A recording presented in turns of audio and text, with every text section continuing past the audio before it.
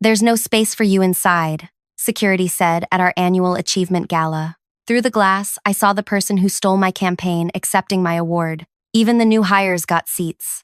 I stood there in my carefully chosen dress, a receipt for $430 still in my purse, as Linnea took center stage. My campaign, my idea, my execution, her credit. Ma'am, I need you to step aside. There are actual guests trying to enter. The security guard's voice carried just loud enough that several colleagues turned to stare. I recognized pity in some faces, amusement in others. 3 months of systematic exclusion, culminating in this public humiliation. There must be some mistake, I said, fumbling with my phone to show the email invitation. No mistake. Your name was removed from the list this morning. Through the floor-to-ceiling windows, I watched as Linnea accepted the crystal trophy for the Authentic Voices campaign. The campaign that had saved our struggling company. The campaign born during my weekend without sleep, when I'd realized that our industry's polished messaging had created a trust deficit. Our groundbreaking approach showcases real people with real stories, Linnea was saying, her voice crystal clear through the glass. My words. My exact words from the pitch deck. I stepped back from the entrance, dignity somehow intact despite the burning behind my eyes. The security guard had already turned away, dismissing me as irrelevant. Inside, executives clinked champagne glasses, while monitors displayed the faces of people whose stories I had personally collected. People who weren't invited tonight. That's when I knew exactly what to do. I pulled out my phone, opened my contacts, and sent one message. Then I walked to my car, heels clicking against the pavement as I crossed the darkened parking lot. 20 minutes later, my phone exploded with notifications as I sat watching from my car. The chairman emerged from the building, frantically scanning the parking lot. When he spotted my vehicle, he ran toward me. Actually ran, in his $3,000 suit, sweat visible even in the dim light. If you're still with me in this story, I want to thank you for listening. Sometimes we need to hear how others stood up for themselves to find our own courage. If this resonates with you, please like and subscribe for more authentic stories about workplace justice. I'd also love to hear your experiences in the comments below. Now, let me tell you what happened next and how this all began. My name is Everly, and until 3 months ago, I was the marketing director for a health services company that desperately needed a rebrand. I've always been the person who works twice as hard with half the recognition, the one who shows up earlier, stays later, and gets things done without fanfare. When I pitched Authentic Voices, our CEO Camden looked skeptical. Consumers don't want reality, he said. They want aspiration. With respect, I countered, research shows the opposite. Trust in polished corporate messaging has plummeted. People crave authenticity. They can detect staged perfection instantly. My proposal was radical. Instead of scripted testimonials with actors, we would feature real clients telling their own stories in their own words. No scripts, no rehearsals, just truth that might be messy, but would be genuine. Camden reluctantly approved a pilot, expecting failure. I worked around the clock, personally interviewing nearly 100 clients.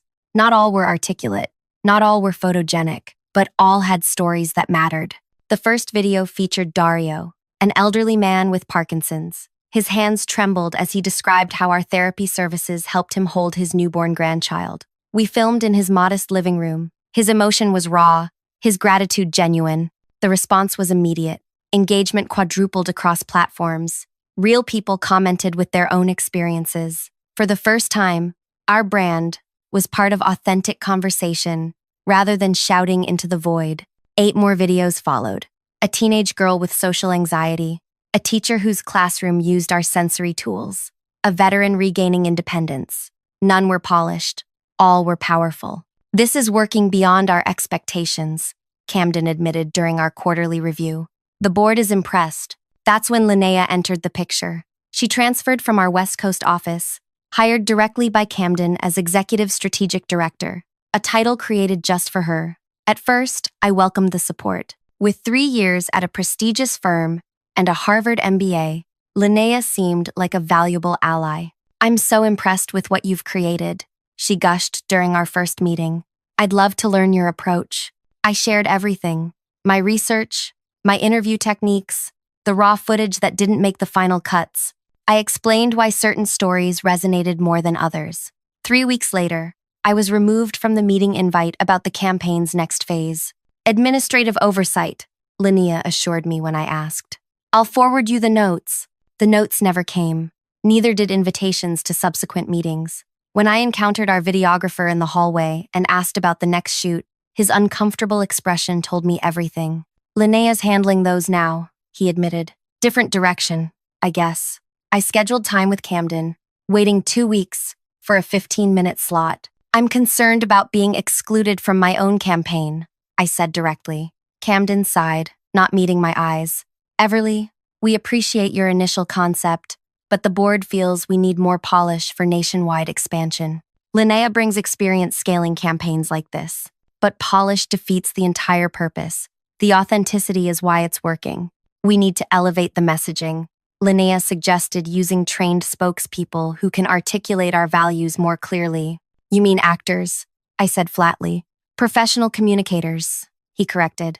Look, you'll still get credit for the original concept. That was a lie. Within weeks, marketing materials referred to Linnea as the creator of the Authentic Voices campaign. Press releases quoted her vision. Industry publications interviewed her about her groundbreaking approach. When our campaign was nominated for the Industry Innovation Award, the submission listed Linnea as the lead. My name appeared nowhere. I documented everything, saved emails, recorded conversations where legal, kept original drafts with my comments and timestamp. Not because I planned revenge, but because women in corporate America learned to keep receipts. The night of the gala, watching through the window as Linnea gushed about authenticity while accepting my award, something shifted inside me. This wasn't just about credit. It was about the real people whose stories had been replaced with polished fakes. My message wasn't to executives or HR. It was a group text to all 50 people who had shared their stories for the original campaign. They're celebrating our campaign tonight without inviting any of you. They've replaced your stories with actors. I'm sorry I let this happen. I included side-by-side images, their authentic videos versus the new polished versions with professional storytellers. I added screenshots of the original release with my name and the new materials crediting Linnea. Then I drove to the far corner of the parking lot and waited. Within minutes, those genuine voices began doing what genuine voices do best, speaking truth. The first post came from Dario, the elderly man with Parkinson's. He shared the glossy commercial featuring an actor who looked nothing like him alongside his original Raw interview. This company erased me after using my story. The real me wasn't polished enough for their fancy awards ceremony. His post caught fire immediately. Then came Yara, the teenage girl with social anxiety. They filmed me for hours, promised my story would help others like me. Now they've replaced me with someone prettier, more articulate. But she's not real. She's not me. One by one, the authentic voices I had amplified discovered they'd been silenced and replaced. Their collective response became deafening. As I sat in my car, notifications flooded my phone. Some tagged our company directly. Others contacted journalists who had covered our campaign. A few took screenshots of Camden's previous statements about honest storytelling alongside pictures of the actors who had replaced them. That's when I saw him, Camden bursting through the gala doors, phone pressed to his ear, scanning the parking lot. When he spotted my car, he broke into a run. I considered driving away but decided against it. This confrontation was inevitable. He reached my window, breathing heavily. Sweat beaded on his forehead despite the cool evening air. What have you done? His voice cracked with panic, rather than anger. I rolled down my window. I haven't done anything except tell the truth. They're destroying us online. The journalists inside are all leaving to cover this instead of our award. Investors are texting me. You need to make it stop. How would I do that? Ask 50 people who were exploited and then discarded to stay quiet about it? That's not how authenticity works, Camden. He ran his hand through his graying hair. Look, I understand you're upset about credit. This isn't about credit, I interrupted. This is about integrity. You took a campaign about honesty and authenticity and filled it with lies. What did you expect would happen? Camden glanced back at the building. Through the glass, I could see commotion inside. Executives huddled around phones. Several people were heading toward the exits. We can fix this, he said, desperation edging his voice. We'll acknowledge your contribution publicly. Restore your title. double your salary. And what about them? The real people whose stories made this campaign successful in the first place? The ones you replaced with professional communicators? He waved dismissively. We'll figure something out. Make donations to their causes or whatever. Just tell me what it will take to make this go away. His response crystallized everything. Camden still didn't understand that authenticity wasn't something you could buy or fake. Nothing will make this go away, I said. That's what happens with truth. It stays. But I'll come inside to help manage this on one condition. Name it, he said quickly. You immediately announce that the campaign is returning to its original vision. No more actors. The real people with real stories get reinstated. Camden hesitated, calculating the costs. That would mean scrapping millions in production, which will be nothing compared to what you'll lose if you don't. Your choice. As we walked back toward the building, my phone buzzed with a text from Mira, the nursing home director whose tearful testimony had been replaced by a former soap opera actress. They didn't think we were good enough to tell our own stories, but we're good enough to tell the truth about them. Inside, the atmosphere had transformed from celebration to crisis management. Linnea stood at the center of a group of executives, her face flushed with anger as she gestured at her phone. You, she spat when she saw me. Do you have any idea what you've done? We worked for months to elevate this campaign. Elevate? I echoed. You mean sanitize. Strip away everything that made it powerful. We made it marketable, she snapped. Those rambling interviews were never going to scale nationally. Those rambling interviews tripled engagement and saved this company, I countered. And now the people you erased are showing everyone the difference between authentic voices and manufactured ones. Camden stepped between us. Enough. We need solutions, not arguments. Linnea thrust her phone forward. It's too late for solutions. Look at this. On her screen was a side-by-side comparison video that had already accumulated thousands of shares. On one side, Jessie, a mother whose child had benefited from our services, speaking from her heart about her struggles. On the other, the polished actress who had replaced her, reciting nearly identical lines but with perfect hair, perfect lighting, and not a single genuine emotion. The comments were brutal. Corporate fakery exposed. They preach authenticity while erasing real people. Hypocrites. Camden's phone rang. He stepped away to answer, his shoulders tensing as he listened. When he returned, his face had lost all color. That was the chairman. The board is convening an emergency meeting in the morning. He looked at me. They want you there. Why? I asked. Because somehow you've created both the problem and the only potential solution. Linnea's perfectly composed facade finally cracked. This is absurd. She sabotaged our campaign out of jealousy. And you're rewarding her? I told the truth. I corrected. The only sabotage happened when you replaced authentic stories with fakes, while still calling the campaign Authentic Voices. Camden's expression turned calculating. Perhaps we can spin this. A planned reveal, showing the contrast between raw and refined messaging as part of a larger conversation about representation in media. The suggestion was so cynical, it momentarily stunned me into silence. He was still looking for an angle, a way to manipulate rather than change. You still don't get it, I finally said. You can't spin authenticity. It either is or it isn't. Before Camden could respond, a woman I didn't recognize approached our group. She held up a press badge. Fiona Keller, Business Insider. I'd like to speak with whoever can explain why your company replaced real client testimonials with actors while claiming to champion authenticity. Camden stepped forward with a practiced smile. There seems to be some confusion. We've always valued authentic storytelling. I created the original campaign, I interrupted, extending my hand to Fiona. And I'd be happy to explain exactly what happened. The look Camden gave me could have frozen fire. But we both knew he couldn't stop me without making everything worse. I'll need statements from both of you, Fiona said, looking between us. And I'm interviewing Dario Singh tomorrow morning. He's quite eager to share his experience. Dario? Camden asked, confusion evident. The elderly gentleman with Parkinson's from your original campaign, I explained. The one whose story about holding his grandchild moved thousands to engage with our brand. The one you replaced with a silver-haired model who could hold a coffee cup without trembling. Recognition dawned on Camden's face, followed quickly by alarm. I could almost see him calculating the optics of a vulnerable elderly man, telling the world how a corporation had deemed his genuine struggle too messy for their polished image. We seem to have made a significant misstep, Camden conceded, his tone shifting to damage control, which we're committed to rectifying immediately. He turned to me. Everly, perhaps you could help us reconnect with the original participants?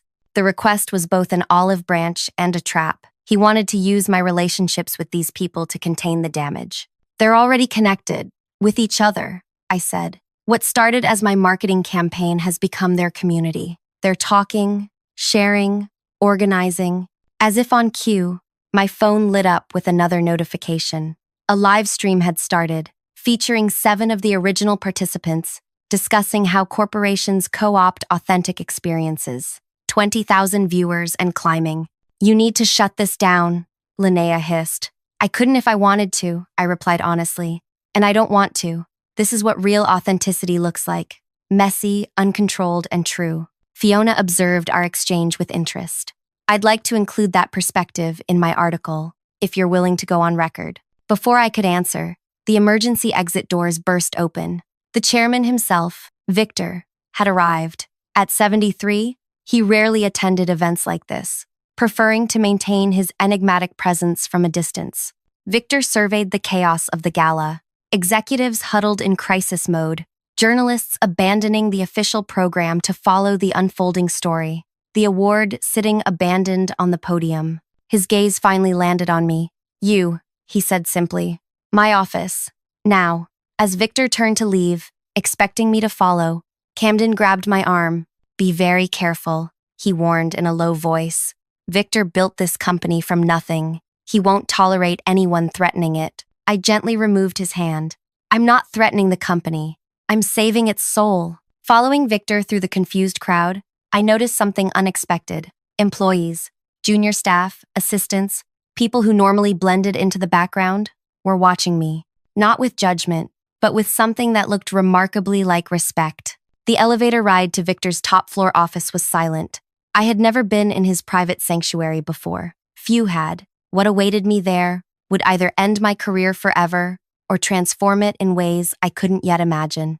Victor's office occupied the entire top floor of the building. Floor-to-ceiling windows revealed the city's nightscape, a perfect backdrop for power. The space itself was surprisingly austere. No flashy artwork or imposing desk, just simple, quality furnishings that whispered rather than shouted wealth. The man himself stood with his back to me, hands clasped behind him as he gazed at the skyline. 37 years, he said without turning. That's how long I've built this company. Survived 3 recessions, 2 market crashes, and countless competitors trying to put us out of business. He finally faced me, and in one evening, a text message from you has created more damage than any of those things. His tone wasn't angry. It was evaluative. The damage wasn't caused by my message, I replied. It was caused by replacing authenticity with fakery, while still calling it authentic voices. Victor's eyebrow raised slightly. Most employees wouldn't dare speak to him so directly. Sit, he said, indicating a chair across from his. I did, keeping my back straight, hands folded in my lap. Victor remained standing. You understand I could fire you right now, he stated.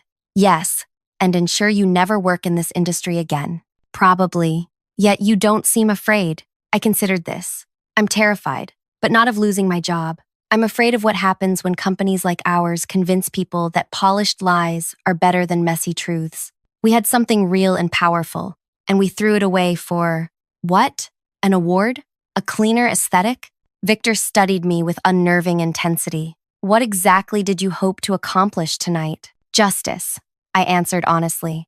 Not just for me, but for the real people whose stories created the success that others are now claiming credit for. Victor moved to the window again, his reflection visible in the glass. For a man in his 70s, he carried himself with remarkable energy. Your campaign, he said slowly, was the most successful initiative this company has launched in 15 years. I blinked, surprised by this acknowledgement. Not Linnea's campaign. A brief smile touched his lips. I've been in business long enough to recognize the difference between creators and climbers. Camden brought Linnea in because your approach made him nervous. Too unpredictable. Too honest. You knew? Victor turned. I read every report, watch every campaign. Did you think I wouldn't notice when the genuine emotion that characterized your work suddenly transformed into polished performances? Or when your name disappeared from the materials? If you noticed, why didn't you stop it? Because business isn't fair, Everly. I wanted to see what you would do about it. The realization hit me. This had been a test, one that most women in corporate America would recognize. Stay quiet and get overlooked, or speak up and get labeled difficult. So tonight was my evaluation, I said, anger finally seeping into my voice. And what about the real people who shared their stories? Were they just pawns in your corporate chess game? Victor's expression hardened. Mind your tone.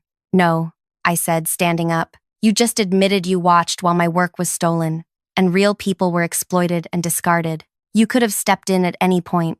You chose not to. We stood facing each other, the power dynamic momentarily forgotten in the raw honesty of the moment. You're right, Victor finally said. I could have intervened. Perhaps I should have. But then I never would have seen what you're truly capable of, which is creating a movement that can't be controlled by corporate interests.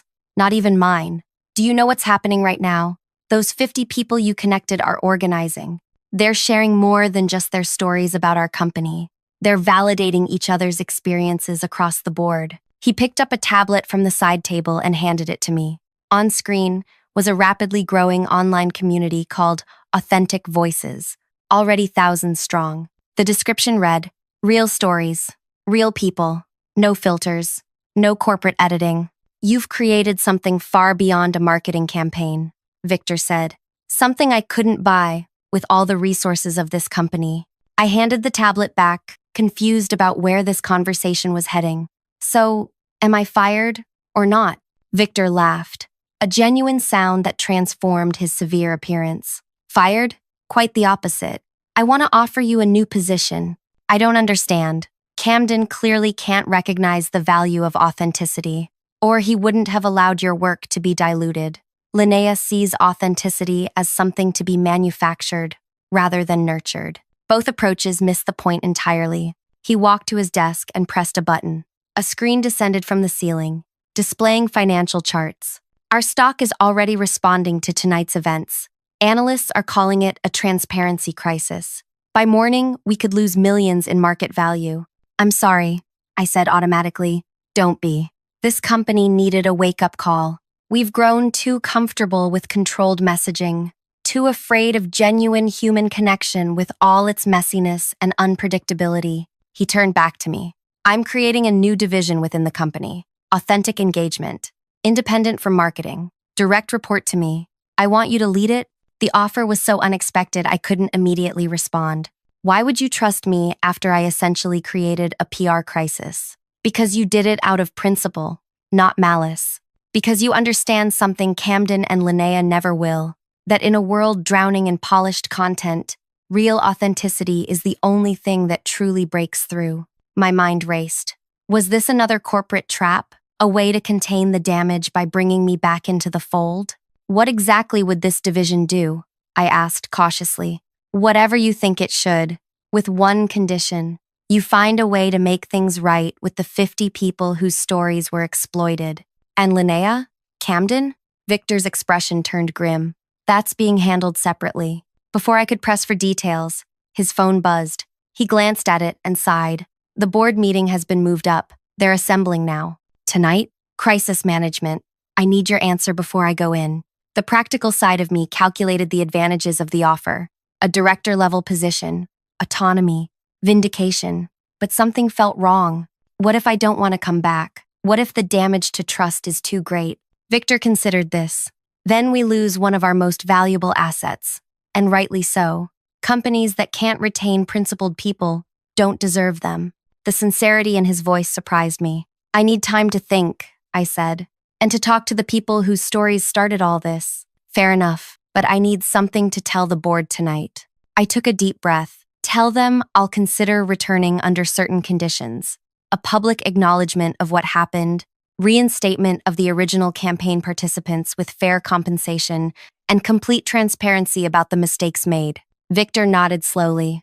Reasonable terms. Though some board members will resist the public acknowledgement, then they haven't learned anything from this. A ghost of a smile touched his face. Indeed. As we headed to the door, Victor paused. One question. How did you know those 50 people would respond so powerfully to your message? Because they're genuine. When you connect real people around authentic experiences, they don't need scripts or direction. They already know exactly what to say. The board meeting was tense but productive. Victor, true to his word, presented my conditions without dilution. Several board members objected, particularly to the public acknowledgement portion. We can handle this internally, one insisted. Public admission creates unnecessary liability. Unnecessary for whom? I countered. The entire campaign was built on transparency and authenticity. Handling this behind closed doors contradicts everything we claim to value. After 3 hours of debate, they agreed to my terms, though not without resistance. By morning, our company would issue a statement acknowledging the replacement of real participants with actors and apologizing for the misrepresentation. The original 50 people would be invited back, compensated fairly, and given creative control over how their stories were shared. As for leadership changes, Camden was reassigned to a different division. Linnea resigned before she could be fired, though industry rumors suggest she struggled to find equivalent work afterward. The marketing team was restructured under new leadership that reported directly to my new division. The most remarkable outcome wasn't corporate at all. The Authentic Voices community that formed that night continued to grow. What began as my marketing concept evolved into something I could never have planned, a self-sustaining network of people supporting each other through shared experiences. 6 months later, I stood on a different stage at a different event. No crystal trophies or champagne flutes here, just real people gathered in an ordinary community center. When I first interviewed all of you for a marketing campaign, I thought I was creating content, I told the group. What I didn't realize was that I was actually building a community. You didn't need me or any company to validate your stories. You just needed to be connected to each other. Dario approached the microphone, his hands still trembling but his voice steady. We may not be polished, but we're real, and that's something no corporate decision can ever take away from us. As I watched the room full of authentic voices, some speaking eloquently, others stumbling over words, all genuine, I realized that my revenge hadn't simply been exposing the lies.